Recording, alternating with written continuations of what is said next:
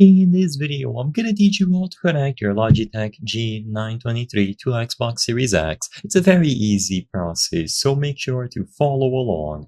You are able to use the Logitech G923 on a PC or an Xbox console. You just need to make sure that you have the right model. So there are two models of the Logitech G923. Both of them are compatible with PC, but they are going to be exclusive to one console each. So you need to make sure that you have the Xbox model. If you have the PlayStation model, that one will not work. So make sure that your Logitech G923 has the Xbox logo on it. And if it does, you will be able to connect it to an Xbox Series S or X, or even an old-gen Xbox One. All that you have to do is plug the provided USB cable off the wheel into your Xbox console. So plug it into any of the available USB ports. As soon as you plug it in, it is going to get recognized as a controller if your Xbox console is turned on.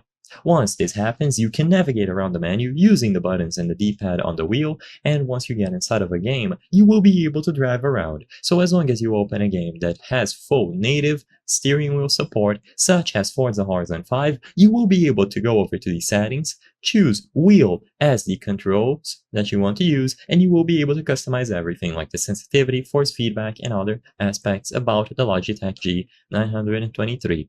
You don't need to go through any software or firmware updates. Usually it is going to be plug and play out of the box, so as soon as you do this, you will be good to go. You can open any compatible game, and this is very important. If you open a game that is not compatible, it isn't going to work, but for most games designed to be used with a steering wheel such as Need for Speed or Forza Horizon 5, you will be able to play without any issues at all as soon as it is connected on any of the available USB ports on your console.